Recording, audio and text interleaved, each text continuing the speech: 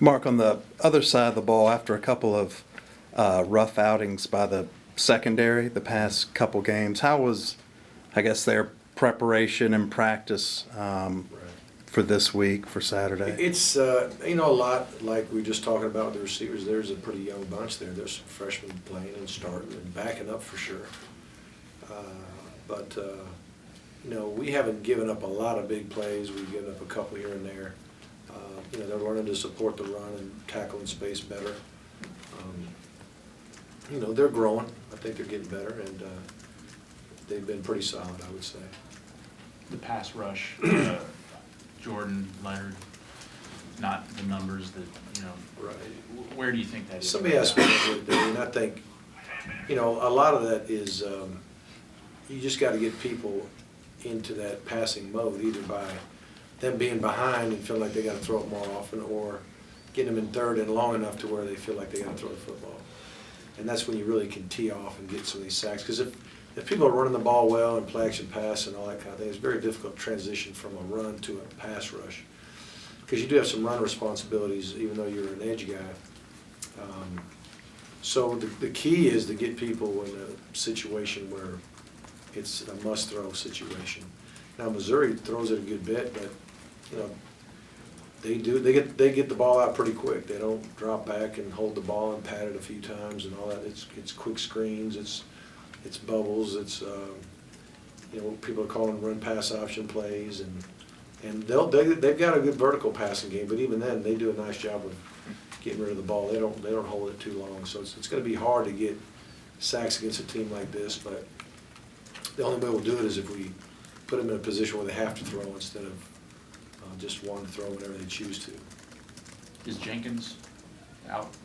He's day to day. He hasn't gone yet though, but he's got a chance. But right now he's not. He didn't work today. About John Atkins? John has got a little turf toe issue. I don't know how long that'll last. It's just kind of a pain tolerance thing.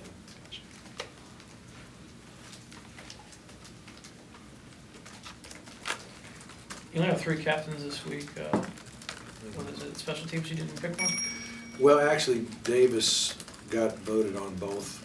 Oh, okay. He got voted special teams and offense, the second offensive guy, so I just said, let's leave it, let's honor him, in the way he deserved, and so that's what we did. It is maybe the first time in 15 years I only think maybe, but that's the reason for it. Who picks the defensive one? Because Josh Dawson, couldn't help but notice, didn't register a tackle or yeah. Josh. The defensive staff chooses that, and he's a senior. He's a veteran. He tries to do things the Georgia way. We appreciate his work ethic and his leadership. And sometimes it's hard to leave when you're not getting a lot of reps in the game, but we appreciate how he goes about his business. Time for one more, anybody? With a guy like Jay Rum, do you think his contribution to that tight end room, is it more his experience and his leadership, or is it what he can do whenever his number's called? Well, you know what? It's a good question. He definitely is. He is a team guy. He does help the young players. He's not selfish with that. And when his number's called, so far he's really done a nice job. And I appreciate Jay a lot like I appreciate Josh Dawson. A veteran, a guy who cares about Georgia, cares about his teammates, and has certainly been an encouragement to them and really the whole team. He's one of the more positive influences we have on this team, and appreciate again how he goes about his business as well. Is that it? All right, guys. Thanks, Greg. Have a wonderful Wednesday.